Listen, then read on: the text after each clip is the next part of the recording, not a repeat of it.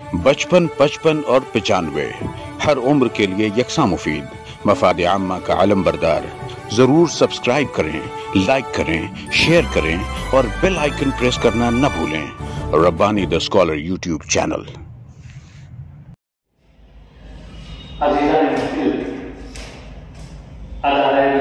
की माहाना दिनशिष्ट का बाकायदा आगाज हो जाता है।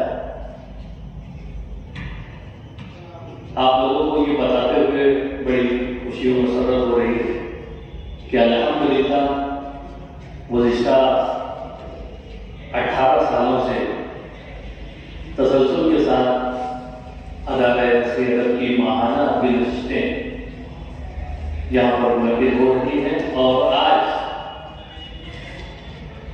तकरीबन 192वीं नशिस्त जो है उसका बाकायदा आगाज हुआ जाता है। आइए, जैसा कि अखबार के जरिए से और दीगर ज़राए से, सोशल मीडिया के जरिए से आप तमाम तक ये खबर पहुंची है कि आज की ये नशिस्त मोहतरम अतीक शाबान साहब जो कि नायब सदर अदालत नसीहत है, उनकी सदारत में मुनक़िद होगी। मैं अतीक शाबान साहब से मुल्तमिस हूँ कि वो कुर्सी सदारत पर जल्द फरोज हो जाए। साथ ही साथ नई शाहीन सर जो है वो हमारे अपने शहर के एक इंतहाई फाल हेडमास्टर है और हेडमास्टर्स की तंजीम के सरबराह हैं। मुश्मा के आप सब, मैं आपसे भी इल्तिमास करता हूँ, मैं इस्तेक़बाल भी करता हूँ आपका कि आप अपने कीमती वक्त जो है वो अदालत नसीहत की इस नशिस्त को दे रहे हैं। यहाँ आप तशरीफ लाए, आपका इस्तेक़बाल करते हैं। उसी के साथ साथ हमारे दीगर जो हाज़रीन यहाँ पर तशरीफ फरमा है, मैं उन तमाम का भी यहाँ पर इस्तेक़बाल करते हुए अदालत के नायब सदर डॉक्टर इकबाल वर्दी सर से इल्तिमास करता हूँ कि वो हमारे सदर साहब का साथ दें। इमरान नबी सर से गुजारिश करता हूँ कि वो आइए तिलावत कलाम पाक से आज की इस नशिस्त का बाकायदा आगाज करना चाहूँगा। औज़ु बिल्लाहि मिनश शैतानिर रजीम। बिस्मिल्लाहिर रहमानिर रहीम।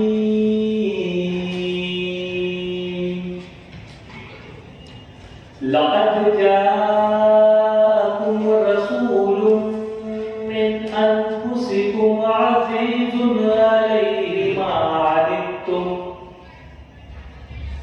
अनित्तुम हरीसुन अलैकुम बिल मुमिनीना रऊफ़ुर रहीम।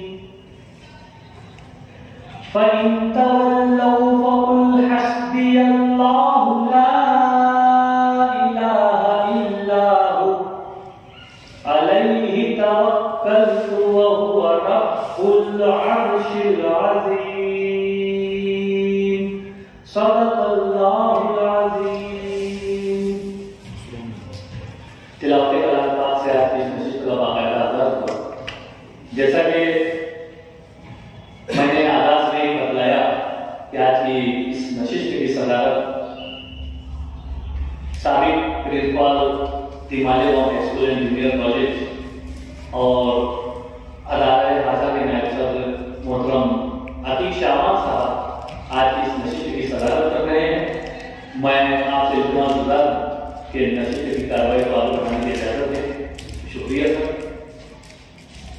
इसी के साथ साथ हमारी अपनी एक रिवायत रही है कि हम हमारी नशिस्त के जो कलाकार हैं, जो सदर साहब हैं, इनका एक मुख्तसर सा तारुफ पेश करते हैं। हमारे सदर साहब बिल्कुल भी तारुफ की मोहताज शख्सियत नहीं है। आप अदालत नसीहत के नायब सदर हैं, साबिक प्रिंसिपल हैं, एक अच्छे कलाकार हैं, एक अच्छे तज्जिया निगार हैं, एक अच्छे मुबस्सिर हैं। आज हमारी 192वीं जो नशिस्त है उसकी सदारत कर रहे हैं। कलाकारान में मोहतरम अब्दुल मजीद मास्टर साहब बच्चों के अदब पर, बच्चों की कहानियाँ लिखने में आपका कलम एक मशाकी के साथ जारी व सारी, और निज नए अछूते नामों के साथ आप अपनी कहानियों के किरदार को यहाँ पर पेश करते हैं। आज यकीनन वो अपनी कोई कहानी यहाँ पर पेश करेंगे। मोहतरम डॉक्टर इकबाल बर्की साहब अदालत तस्वीर अदब के नायब सदर हैं,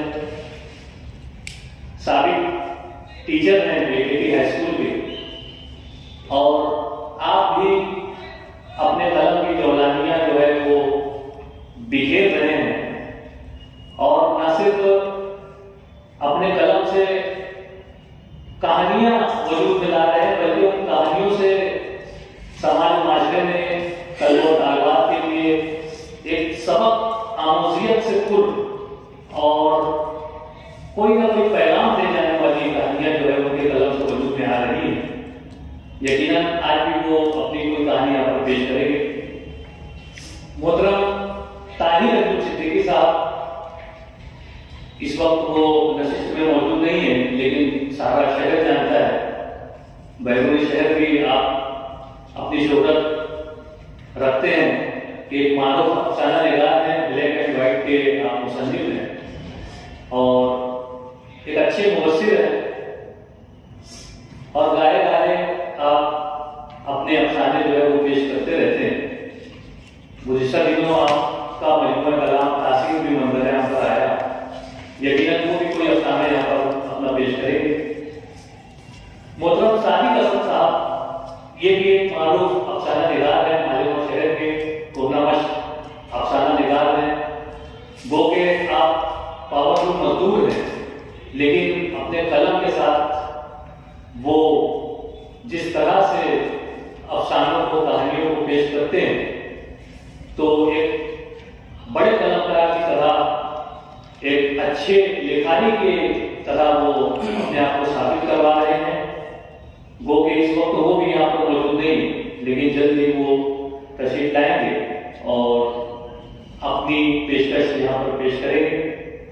हमारे पांचवें जो कलाकार हैं मोहतरम खालिद अख्तर शब्बीर आसिफ साहब, मारूफ शायर व अदीब शब्बीर आसिफ के साहबजादे खालिद अख्तर साहब। गालिबन इससे कबल भी आपने अदालत नस्ल में कोई पेशकश की थी, और आज वो फिर यहाँ पर मौजूद हैं और अपनी कोई ना कोई तकलीफ यहाँ पर वो पेश करेंगे। मैं इन तमाम कलाकारों का मुतवाज़ मुक़द्दम करता हूँ, उनका इस्तेक़बाल करता हूँ। साथ ही साथ यहाँ इस नशिस्त में मौजूद हाज़रीन का भी मैं इस्तेक़बाल करता हूँ, और अपनी बात खत्म करते हुए मैं चाहूँगा कि नशिस्त की कार्रवाई को जल्द अज जल्द आगे बढ़ाया जाए। मैं अब्दुल वली मास्टर साहब से जुम्मा के माइक को तशरीफ लाएं और ये तकलीफ पेश करें। कहानी का उन्वान है शहरबान की माता। शहरबान हमारे वहाँ शहरबान मुल्क शहरबान में खतरनाक डाकुओं ने सर उठा रखा था, जिसकी वजह से वहाँ की रियाया करीब चलती रहती थी। उस सल्तनत का बादशाह बड़ा रियाया पर्वत था। उसने डाकुओं की सरगोशी के लिए एक मंसूबा तैयार किया। उसका मंसूबा कामयाब रहा। बहुत जल्द उसने अपने मुल्क के डाकुओं को ठिकाने लगा दिया। कुछ को खत्म कर दिया और कुछ को काले पानी की सजा दी। सिर्फ डाका, जो डाकुओं का सरदार था, वो बचकर निकल गया। वो जख्मी शेर की तरह शहरबान के जंगलों में फिरता था, और तो और डाकुओं का लूटा हुआ सारा माल बादशाह उठा लाया था और उसे अपनी रियाया में तकसीम कर दिया था। इस पर डाका और भी सरमाया हुआ था। एक दिन वेद बदल कर डाका निकला और बड़ी होशियारी से वो बादशाह के महल में दाखिल हो गया। उसने मौका पाकर बादशाह का कत्ल कर दिया और वहां से भागा। चलते चलते उसने बादशाह की कमसिन बच्ची यानी शहजादी को उठा लिया और उसे लेकर फरार हो गया। बादशाह के कत्ल के साथ ही महल में एक नया तूफान खड़ा हुआ। बादशाह के सरदारों में सल्तनत के लिए सारा जमीन छिड़ गई। हर सरदार को हुकूमत का लालच था, जिसकी वजह से वो एक दूसरे के खून के प्यासे हो गए थे। महल में बदल मचा हुआ था। बादशाह की मलका ने भांप दिया कि यहाँ जान का खतरा है।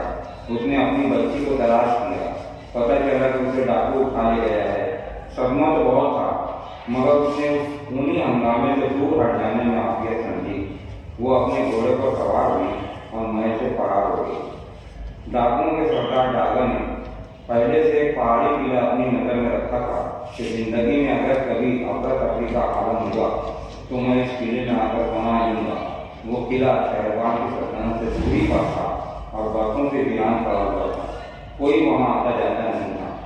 दागा वहाँ आया और शहजादी से लेकर उस पहाड़ी किले में रहने लगा। शहजादी अपनी माँ के बारे में पूछा करती और वो उसे झूठी कसरती देता रहता था। देखा न बच्ची, तुम लोगों ने तेरे अप्पू को मारा। अगर मैं तुझे वहाँ से उठा करना ले आता तो वो तुझे भी मार डालते। तेरी अम्मी को जान का डर था, इस वजह से वो महल से निकल कर कहीं चली गई है। तो कुछ फिक्र मत कर, वो कहीं भी हो, कभी न कभी उसका पता चल जाएगा। फिर मैं जाऊंगा, तेरी अम्मी को यहाँ बुलाकर ले आऊंगा। और सचमुच आपने इसकी खबर ली थी कि मलका का क्या बना, मगर उसका पता नहीं लग सका। इधर मलका ने छुप छुपा कर शहरबान का इलाका पार कर लिया। जंगल बेरवान शांते शांते वो भी एक पहाड़ी के पास पहुंची। उस पहाड़ी के दामन में घना जंगल था। झाड़ियों में छुपी हुई कई इमारतें थी। देखकर ऐसा लगता था ये कोई पुरानी शाही चौकी रही होगी। किसी जमाने में यहाँ उस मुल्क के बादशाह के सिपाही रहते होंगे, मगर अब वो चौकी सुनसान पड़ी हुई थी। मलका ने एक मिलकर देख लिया, वो चौकी एक किले के जैसी थी। उसमें 2 सुरंगें भी थी जो किसी खतरे को वक्त काम आ सकती थी। मलका ने वहाँ तनहा रहना मुनासिब समझा। फिर कभी कभी वो अपनी बेटी को तलाश करने के लिए अपने घोड़े पर सवार होकर निकल पड़ती और उसके लिए नए नए रास्तों पर दूर दूर तक चली जाती। दागा जो डाकुओं का सरदार था, उसे बादशाह और उसके खानदान से नफरत थी, मगर वो उस मासूम लड़की को मार नहीं सका, बल्कि उसकी भोली भाली बातों ने उसका मन मोह लिया। थोड़े दिनों में ऐसा हुआ कि वो उसे अपनी बेटी समझकर पालने पोसने लग गया। कभी कभी वो कहीं डॉक्टर डालने जाया करता था। डाके में बहुत सारा माल आता था। उसके किले में माल छुपाने की बहुत सी जगहें थी। वो अपना लूटा हुआ माल वहीं रखता था। वो रोजाना करीब के शहर आता। शहर के भटिया खाने से अपने लिए और शहजादी के लिए खाने पीने की चीजें लेकर आता। मगर शहजादी वो खाना पूरा लोग बनाकर खाया करती। कभी कभी वो बोल पड़ती कि मुझे ये खाना अच्छा नहीं लग रहा है। एक मरतबा एक अजीब मामला पेश आया। वो खाना लाने शहर गया। बाजार की भीड़ में चल रहा था और किसी ख्याल में खोया हुआ था। जब वो ख्याल से होश में आया तो उसे एहसास हुआ कि किसी जेब कतरे ने उसकी जेब साफ कर दी है और उसके पैसे मार दिए। खाना लाने के लिए पैसों की जरूरत तो थी। बाजार में बुढ़िया उसे नजर आई जो अपना सामान घर पहुंचाने के लिए किसी मजदूर की तलाश कर रही थी। दागा मजदूरी के लिए तैयार हो गया। वो बुढ़िया के पास पहुंचा और उससे कहने लगा, क्या मैं तुम्हारा सामान तुम्हारे घर तक पहुंचा दूं? वही तो मैं देख रही थी, मगर भीड़ की वजह से इधर तांगा भी नहीं आ रहा। शहर में बुढ़िया की हवेली थी। दागा ने हवेली तक उसका सामान लाकर पहुंचा दिया। बुढ़िया जब उसे मजदूरी देने लगी तो शर्मा शर्मी में उसने इनकार में सा दिया। इस पर बुढ़िया ने जबरदस्ती बहुत से पैसे उसके हाथ में थमा दिए और बड़ी रौनक के साथ कहने लगी, मैं कोई गिरी पड़ी औरत नहीं हूँ, अमीर दादी हूँ, मेरी हवेली नहीं देखते। वो उस औरत का घमंड देखकर हैरान रह गया। उसके दिल में एक बात आई, मेरे पास तो इतना माल था कि मैं इसके जैसी सैकड़ों हवेलियां खरीद सकता था, मगर इस औरत की जैसी रौनक मेरे चेहरे पर क्यों नहीं पाई गई। वो पैसे लेकर भटिया खाने गया। खाने पीने का सामान खरीदा और अपने किले पर वापस पहुंचा। आज जब खाना खाने बैठे तो शहजादी की जबान से निकला, आज का खाना तो बहुत अच्छा लग रहा है, बहुत ही अच्छा। शहजादी की बात पर डाका चौंक पड़ा। वो अचंभे में पड़ गया। ये बात तो सिर्फ वही जानता था कि आज का खाना डाके के पैसे का नहीं है, मेहनत के पैसे का है। ये लड़की जो हमेशा मुंह बिगाड़ बिगाड़ कर खाना खाती है, आज का खाना उसे अच्छा लगा, हैरत की बात है। वो शहजादी की उस बात से परेशान हो गया। वो उस पर और भी तजुर्बा करना चाहता। उसकी पहाड़ी के दामन में जंगल ही तो था। एक दिन उसने सूखी लकड़ियां चुन कर इकट्ठा की। इत्तेफाक से वहाँ एक लड़का आ रहा है। उसने उसकी इकट्ठा की हुई लकड़ियां खरीदी और उसे कुछ पैसे दे दिए। वो उन पैसों को लेकर शहर पहुंचा। नाम भाई की दुकान पर गया, उन पैसों के खाने पीने का सामान खरीदा, फिर अपने किले में वापस आ गया। उस दिन जब खाना खाने बैठे तो शहजादी फिर उसी तरह बोल उठी, आज का खाना भी बड़ा अच्छा है, मामू तुम किसी भटियारे के आगे खाना क्यों नहीं लाते? शहजादी ने बड़ी सादगी से कहा। शहजादी का मासूम चेहरा देखकर डाकरा नाराज हुआ। उसने अपनी जिंदगी में बड़े बड़े खतरनाक इंसानों का सामना किया था। ऐसे वक्त में कभी उसका कभी तारीफ नहीं होती थी, मगर आज एक सीधी सादी लड़की से वो खौफजदा हो गया।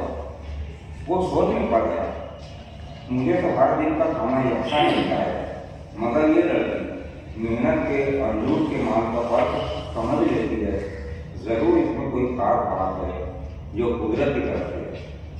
आज उसे डाका डालने वाली अपनी हरकत पर शर्म महसूस हुई। उसके साथ ही पहली दफा उसे अपने लूट के माल से घिन भी महसूस हुई।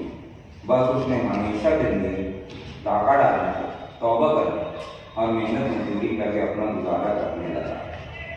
उस पहाड़ी पर कभी कभी गरीब चरवाहों और बंजारों का गुजर होता था।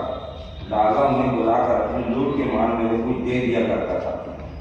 उसकी ये सखावत देखकर एक दिन शहजादी बोल उठी, मेरे अब्बू अम्मी इसी तरह गरीबों को बहुत कुछ दिया करते थे। अब डागा को और भी पछतावा होने लगा कि उसने बादशाह जैसे सखी इंसान को कत्ल करके अच्छा नहीं किया। रफ्ता रफ्ता उसके लूट का माल खत्म होता गया, मगर उसकी सखावत का नतीजा ये हुआ कि वह आस पास के इलाके में मशहूर हो गया। लोग उसे कोई पहुंचा हुआ बुजुर्ग समझने लगे।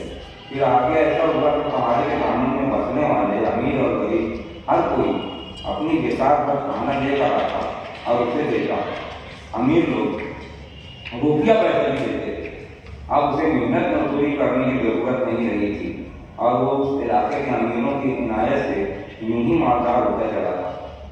शहजादी की माँ को मतलब सूझी कि चौकी की ये दोनों सुरंगें कहाँ निकलती होंगी, जरा उसका पता लगाया जाए। इसके लिए उसने एक कंदील और कुछ सामान लिया और एक सुरंग में दाखिल हुई। वो बेखौफ होकर सुरंग में आगे बढ़ती रही। सुरंग में सफर करना बड़े ही खतरे का काम था, मगर उसमें हिम्मत नहीं आई। आगे वो उसके आखिरी सिरे तक पहुंच ही गई। सुरंग जहाँ खत्म हुई थी वहां की छत में एक बड़ा सा सुराग था। उस सुराग पर एक पत्थर रखा हुआ था जिसमें से हल्की हल्की रोशनी छन कर आ रही थी। छत के उस सुराग तक पहुंचने के लिए पथरीली सीढ़ियां बनी हुई थी। मलकों सीढ़ियों पर चढ़कर सुराग तक पहुंची। छत पर पत्थर में सरकारने में उसे अपनी पूरी ताकत झोंक देनी पड़ी। फिर छत को सुराग के जरिए वो सुरंग से बाहर आई जो शाम हो चली थी। अब उसने देखा कि वो किसी किले के बाला हिसाब पर खड़ी हुई है। हाथ में जो डागा का पहाड़ी किला। उसने सुरंग के पत्थर को सरका कर वापस उसकी जगह पर कर दिया। वो पहाड़ी पर से उतर कर कुछ नीचे आए तो वहां डागा की खानका थी। वहां पहुंची तो देखा कि एक शख्स है, उसके गिर्द आदमियों और औरतों का जमघटा है। वो उसे नहीं पहचान सकी कि ये वो डाकू है जो उसकी बेटी को उठा कर ले आया है। महल में उसका और डागा का सामना नहीं हुआ था, मगर डागा उसे जानता था कि ये शहरवान की मालका है और आज उसे अपने यहाँ देखकर वो अचंभे में पड़ गया था। उस वक्त शहजादी अपनी कुछ सहेलियों के साथ समुद्र के शहर को गई हुई थी। अभी मालका उस मंजिल में ठीक से बैठने में नहीं पाई थी कि मंजिल में से एक नौजवान लड़का उठकर खड़ा हो और डागा से कहने लगा, बाबा मुझे एक तकलीफ है, वो मैं आपको बताना चाहता हूँ। जरूर बेटे, तुम अपनी तकलीफ बयान करो। डागा ने बड़ी शौकत से कहा, मेरा नाम असद है। मैं कहीं तन्हा होता हूँ तो कभी कभी मेरे कानों में एक आवाज़ आती है। उस आवाज़ ने मुझे बहुत दिनों से हैरान कर रखा है और आज तो उसने कुछ ज्यादा ही परेशान किया है। वो आवाज कैसी होती है, वो तुझसे कुछ कहती होगी? दादू ने सवाल किया। वो आवाज मुझसे कहती है, तू अपना घराना शहरवान की मलका के नाम कर दे। एक अजनबी लड़के की जबान से अपना नाम सुनकर मलका चौंक गई। दादा को भी हैरत हुई, मगर उसने मलका की तरफ नहीं देखा।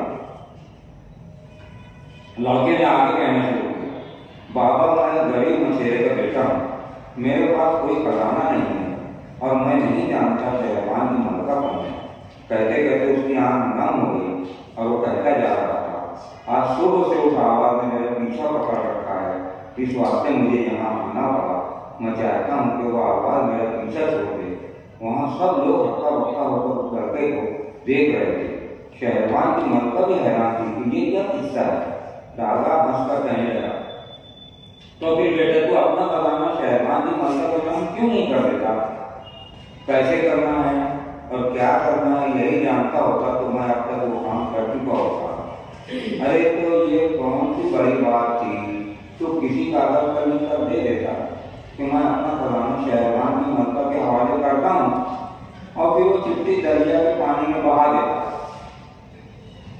मगर अब तो ऐसा कर, एक कागज पर लिखकर वो कागज मुझे दे। दादा के पास कागज कलम था। दादा से जैसा बोलता गया वो लड़का अपने हाथ से वैसा लिखता गया। उसने नीचे अपने दस्तखत किए और वो चिट्ठी दादा के हवाले कर। अब दादा उस चिट्ठी को लेकर उठ खड़ा हुआ, वहां आए हुए लोगों को मुखातिब कर कहने लगा, तुम में से कोई ऐसा है जो ये चिट्ठी शहरवान की मलका को पहुंचा दे? अभी तक तो मलका हैरान परेशान थी, मगर अब वो खड़ी हुई और कहने लगी, मैं ये चिट्ठी मलका को पहुंचाने की जिम्मेदारी लेती हूँ। डाकू उसे देखकर मुस्कुराने लगा, मगर फिर संजीदा होकर उसने उसका पता पूछा। मलका ने अपना पता सच सच बता दिया कि नौलखा की सल्तनत में कांगड़ टेकरी नाम की एक पहाड़ी है। उस पहाड़ी के दामन में एक पुरानी शाही चौकी है। अभी तो उस खंडर में ही मेरा बसेरा है। फिर दादा ने उससे एक बात कही जिस पर मलका फिर हैरत में पड़ गई। हसद को अपने साथ रखना, ये लड़का तेरे लिए कुदरत का इनाम है। मलका ने मछेरे के उस लड़के से असद से उसका पता पूछ लिया और फिर दादा की पहाड़ी उतरने की तैयारी करने लगे। उसके चले जाने के बाद दादा ने असद से कहा, तेरे बाप से कहना कि जब भी फुर्सत मेरे बाबा से जाकर मिलना। उसका बाप यानी मछेरा दूसरे ही दिन अपनी बीवी को लेकर दादा के पास चला है। दादा ने औरत को वहीं बिठा दिया और मछेरे को अपने हुजरे में लेकर गया। मछेरा हैरान था कि बाबा ने मुझे किस लिए बुलाया है। दादा उससे कहने लगा, भाई मैं जो सवाल करूंगा उसका जवाब सच सच देना। मैं वादा करता हूँ वो बात बाद में रहेगी। आप पूछो बाबा, मैं आपसे झूठ नहीं बोल सकता। असद कौन है और वो मुझे कहाँ मिला? बाबा के सवाल पर मछेरा घबरा गया। उलझन का एक बादल उसके चेहरे पर आकर गुजर गया, मगर उसने अपने वादे का पालन किया और अपनी बात बदला दी। बाबा, असद अब तुम्हें नौलखा की सल्तनत का शहजादा है, मगर ये बात मैंने मेरी बीवी को भी नहीं बताई है और ये बात असद खुद भी नहीं जानता कि वो शाही खानदान से है। सच कहा कि मैं ये बात जान गया था। अब ये बताओ तुझे कहाँ मिला था? असद मुझे समुद्र में मिला था। उसके माँ बाप यानी मलका और बादशाह अपने कुछ रिश्तेदारों के साथ हज को गए हुए थे।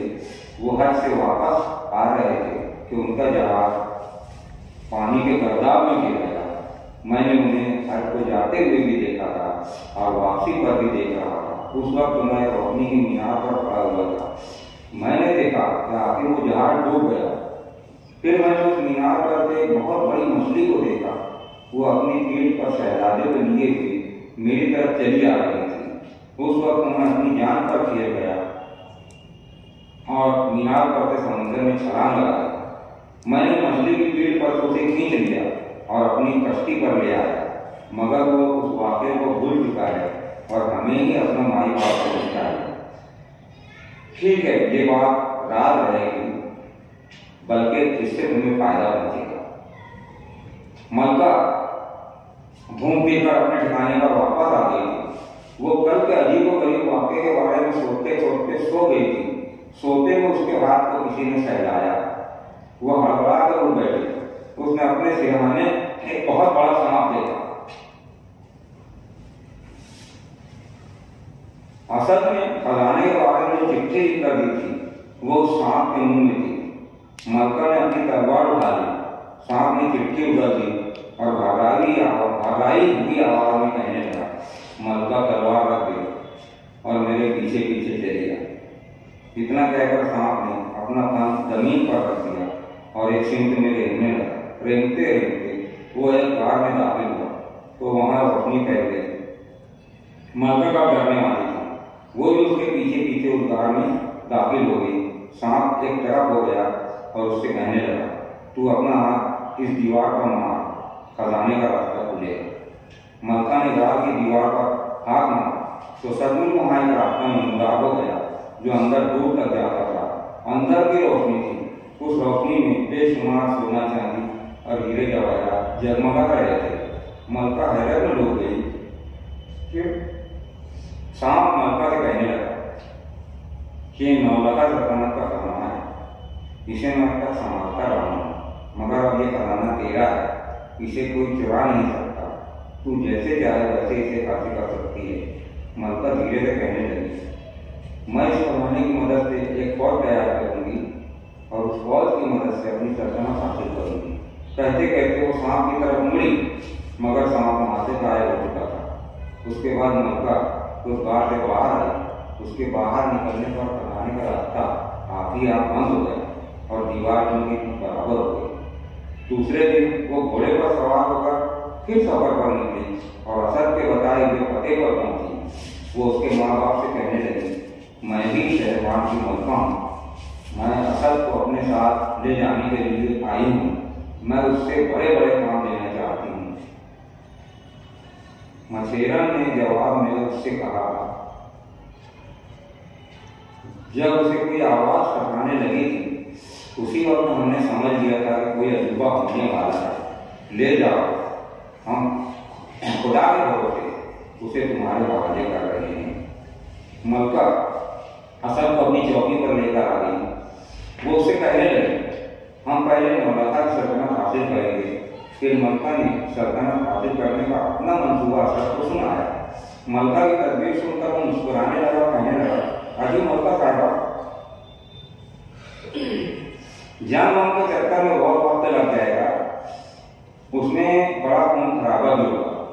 मैं उसके लिए एक आसान रास्ता सोच रहा हूँ, उससे ये काम जल्दी होगा अगर मेरी मानती तो, मगर काम पूरा होने तक इस बात को रात में रखना होगा। फिर जब असद ने उसे अपने दिल का राज बतलाया तो वो रात मालूम करके मलका को हंसी आ गई। नौलखा की फौज का सिपह सालार बड़ा लालची आदमी था। असद ने पहले तो सोने चांदी से उसका गवा दिया। इतनी दौलत पाकर वो तो असद का गुलाम हो गया। फिर उस सिपह सालार ने अपने सिपाहियों को दुगनी तनख्वाह का लालच किया और दुगनी तनख्वाह की पहली किस्त अदा भी कर दी। इस तरह उन सिपाहियों को बादशाह के खिलाफ बगावत पर हमला कर दिया। जब बादशाह ने महसूस किया कि वो लड़के यानी असद के आगे बेबस हो चुका है, तो उसने वजीफे पर अपना गुजारा करना मंजूर कर दिया और असद को अपने मुल्क का बादशाह तस्लीम कर दिया। सिपह सालार को असद की दौलतमंदी पर हैरत थी। उसने इस बारे में उससे सवाल किया तो असद ने उसे और डरा दिया। कहने लगा कि उसके पास इतना माल है कि वो नौलखा के जैसी 10 सल्तनत खरीद लेगा। उधर डाको को मालूम हो गया कि असद नौलखा की सल्तनत का बादशाह बन गया है। तब वो अपनी मुंह बोली बेटी यानी शहरवान की शहजादी को लेकर नौलखा के महल पहुंचा। उसने शहजादी को महल में खाना जाने पर राजी कर दिया और उसे बता दिया कि इस महल में तेरी माँ तुझे मिलेगी। शहजादी महल में पहुंची और उसने अपनी माँ को पहचान लिया। माँ बेटी मिल गई।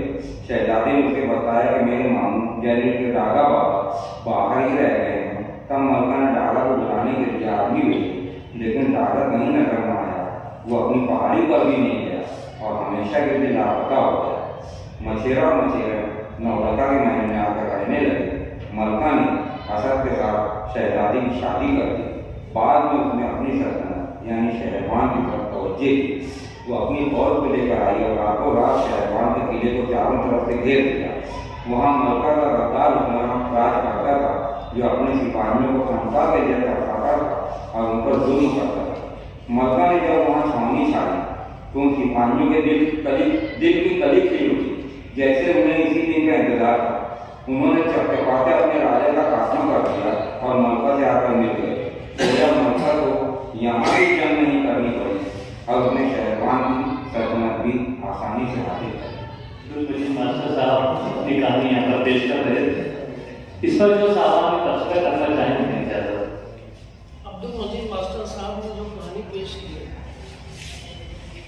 कहानी के फॉर्मेट के मुताबिक देखा जाए तो बहुत सारा जुनून महसूस होता है।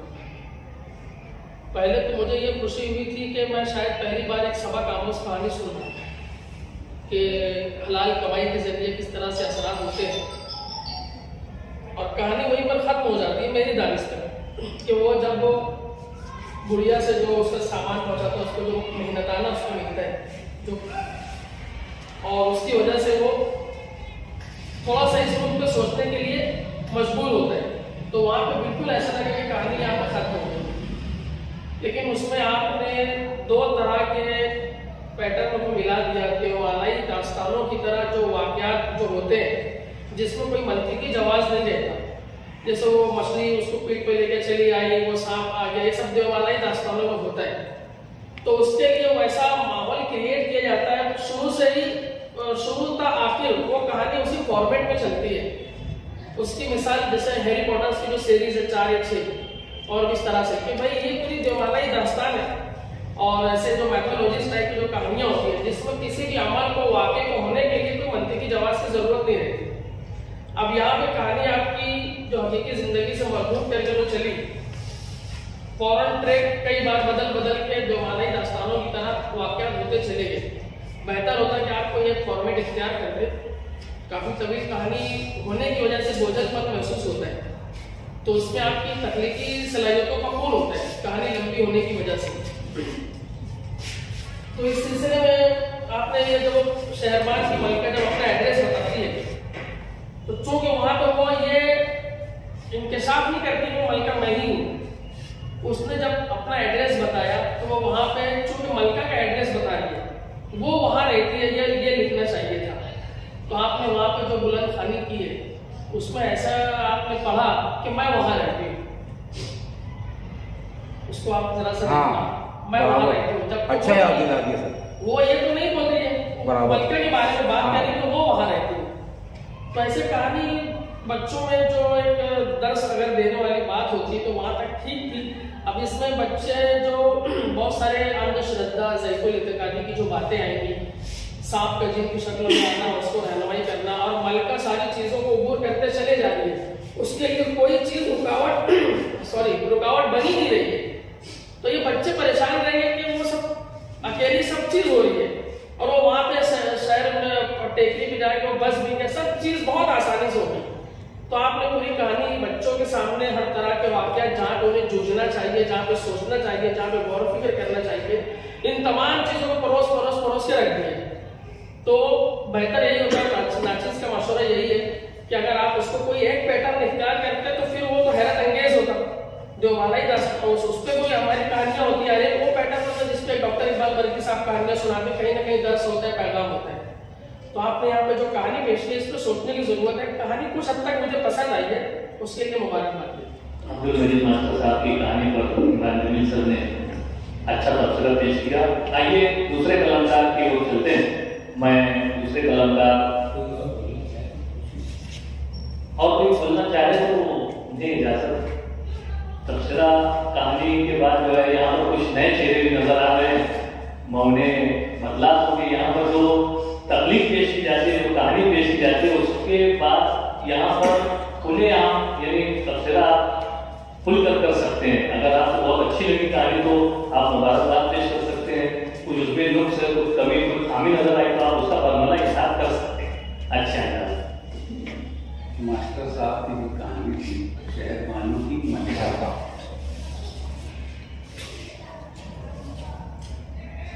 जो कहानी स्टार्ट होती है तो शुरू में इसको थोड़ा सा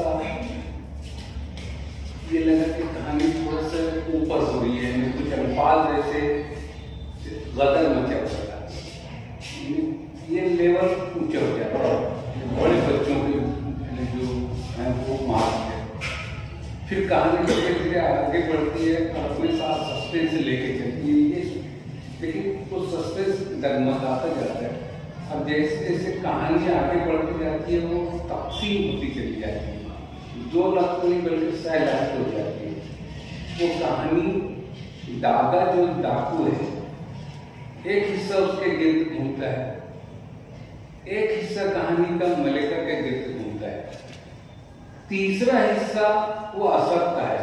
अगर आप तीनों को तीन कहानियां बनाकर और इन दोनों हिस्सों को ज़िमनी तौर पर करके उनके साथ रखते हैं पहले से, यानी दादा और उसका वाक्य सिर्फ दादा को या असर को भी साथ में मिला के, लेकिन उसको बहुत ज़िमनी हिस्सा करके मलिका की सिर्फ ये कि उसकी खोई हुई सल्तनत को वो वापस कर दे, एक जद्दोजहद का वो हिस्सा कहानी वहां पूरी हो जाए। दूसरा हिस्सा डागा का जो इंतकाम, ये दादा का जो डागा था या जो जिस तरीके से अगर उसको इंतकाम ही लेना था तो बाप को कत्ल नहीं करता, सिर्फ उसकी सबसे कीमती चीज शहजादी को ले जाता है, बाप बेटे बाप और माँ दोनों आ गया, तो उसका इंतकाम उससे ज्यादा सख्त है। एक जगह आपने कहा कि मेरे चेहरे पर ऐसी रौनक है, रौनक चेहरे पर तो आती है लेकिन ख्याल उससे पहले आता है। उस औरत के डायलॉग में रौनक है, वो बुढ़िया मैं कोई गिरी टूट पड़ी हूँ, तो वहां पर उसको ख्याल आना था कि मेरे पास इतनी दौलत नहीं करती, इस किस्म का बर्ताव मैं नहीं कर सका, मेरे चेहरे पर ऐसी रौनक आई, थोड़ा सा वहां पर वो असर मुझको आवाज सुनाई देती है, वो हिस्सा है, वो भी कहानी को मुतासिर, वो बार बार ख्वाब देखकर उठता चौंक के और पूरे घर वाले परेशान होते थे ये क्यों, और वो बताता है कोई उसको ख्वाब में ऐसे बोलता है, तो कहानी का एक हिस्सा अलग हो जाता है। ये इस तरीके से मुझको थोड़ा सा कहानी में जो वाकयात की तरतीब है वो गो के बिखरनी, लेकिन उसकी एक खूबी ये बहुत है और उसके ऊपर मैं आपको मुबारकबाद दूंगा कि वो बांध के रखते, कारी पढ़ता जाएगा कहानी को, वो चाहे उस लेवल तक के ना जा सके लेकिन वो बांध के रखता है। इस ताल्लुक से मैं आपको मुबारकबाद देता हूँ कि कहानी पैर पकड़ रखती है कारी के ऊपर या सुनने वाले के ऊपर, वो उस हिस्से में अपने आप में कामयाब है। एक तवील कहानी पर मैं आपको मुबारकबाद दे रहा हूँ। इस तरह की बात से मुत्तफिक हूँ। सर मैं एक और बात पर बात की नज़र निशानी करने के लिए बोलूँगा कि आपने कहा कि सांप जो सांप है आता है जो ये वो ख्वाब में आता है, ख्वाब में आता है नहीं ख्वाब या सामने आता है, सामने आता है जिंदे में। अच्छा बल्कि उसको सोते से उठाता है, सोते से ख्वाब में आया नहीं ख्वाब में मुझे लगा शायद मैं ख्वाब में